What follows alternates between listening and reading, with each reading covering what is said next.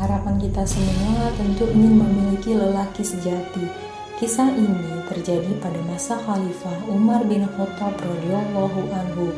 Ada seorang pemuda kaya hendak pergi ke Mekah untuk melaksanakan ibadah umrah. Dia mempersiapkan segala perbekalannya termasuk unta yang akan digunakan sebagai kendaraannya. Setelah semua dirasa siap, dia pun memulai perjalanannya. Di tengah perjalanan, dia menemukan sebuah tempat yang ditumbuhi rumput hijau dan segar. Dia berhenti di tempat itu untuk beristirahat sejenak. Pemuda itu duduk di bawah pohon. Akhirnya dia terlelap dalam tidurnya yang nyenyak. Saat dia tidur, tali untanya lepas sehingga unta itu pergi ke sana kemari.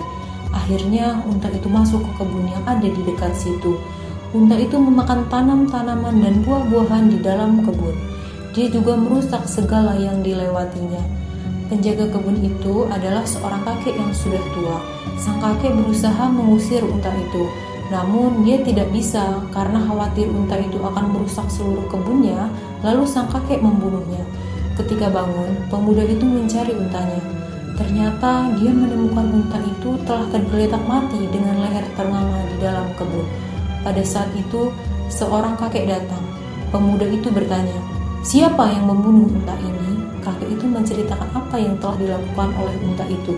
Karena khawatir merusak seluruh isi kebun, terpaksa dia membunuhnya. Mendengar hal itu, sang pemuda sangat marah hingga tak terkendalikan. Serta-merta dia memukul kakek penjaga kebun itu. Naasnya, kakek itu meninggal seketika. Pemuda itu menyesal atas apa yang telah diperbuatnya. Dia berniat kabur. Saat itu datanglah 2 orang anak sang kakek tadi. Mengetahui ayahnya telah tergeletak tidak bernyawa dan di sebelahnya berdiri pemuda itu, mereka lalu menangkapnya. Kemudian keduanya membawa pemuda itu untuk menghadap Amirul Mukminin Khalifah Umar bin Khattab radhiyallahu anhu. Mereka berdua menuntut dilaksanakan qisas, hukuman bagi orang yang membunuh, kepada pemuda yang telah membunuh ayah mereka. Lalu Umar bertanya kepada pemuda itu. Pemuda itu mengakui perbuatannya. Dia benar-benar menyesal atas apa yang telah dilakukannya. Umar berkata, "Aku tidak punya pilihan lain kecuali melaksanakan hukum Allah." Seketika itu, sang pemuda meminta kepada Umar agar dia diberi waktu 2 hari untuk pergi ke kampungnya, sehingga dia bisa membayar hutang-hutangnya.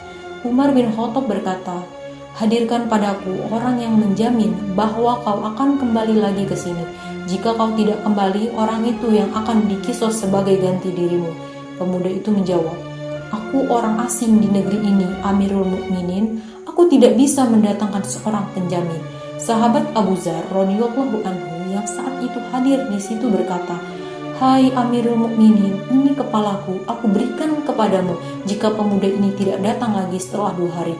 Dengan terkejut, Umar bin Khattab berkata, "Apakah kau yang menjamin penjaminnya, wahai Abu Dzar, wahai sahabat Rasulullah?" "Benar," Amirul Mukminin jawab lantang. Pada hari yang telah ditetapkan untuk pelaksanaan hukuman qisas, orang-orang menantikan datangnya pemuda itu. Sangat mengejutkan. Dari jauh sekonyong-konyong mereka terlihat pemuda itu datang dengan memacu kudanya. Sampai akhirnya dia sampai di tempat pelaksanaan hukuman. Orang-orang memandangnya dengan rasa takjub. Umar bertanya kepada pemuda itu, "Mengapa kau kembali lagi ke sini, anak muda? Padahal kau bisa menyelamatkan dirimu dari maut."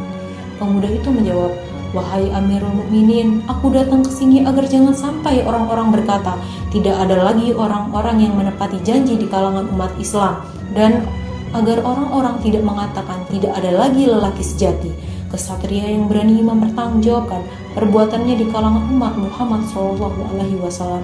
Lalu Umar melangkah ke arah Abu Dzar Al-Ghifari dan berkata, "Dan kau, wahai Abu Dzar, bagaimana kau bisa mantap menjamin pemuda ini? Padahal kau tidak kenal dengan pemuda ini." Abu Dzar menjawab, "Aku lakukan itu agar orang-orang tidak mengatakan bahwa tidak ada lagi lelaki jantan yang bersedia berkorban untuk saudaranya seiman dalam umat Muhammad SAW." Mendengar itu semua, 2 orang lelaki anak kakek yang terbunuh itu berkata, "Sekarang tiba giliran kami. Wahai Amirul Mukminin, kami bersaksi di hadapanmu bahwa pemuda ini telah kami maafkan dan kami tidak meminta apapun darinya. Tidak ada yang lebih utama dari memberi maaf dikala mampu. Ini kami lakukan agar orang tidak mengatakan bahwa Tidak ada lagi orang yang berjiwa besar yang mau memaafkan saudaranya di kalangan umat Muhammad Shallallahu Alaihi Wasallam.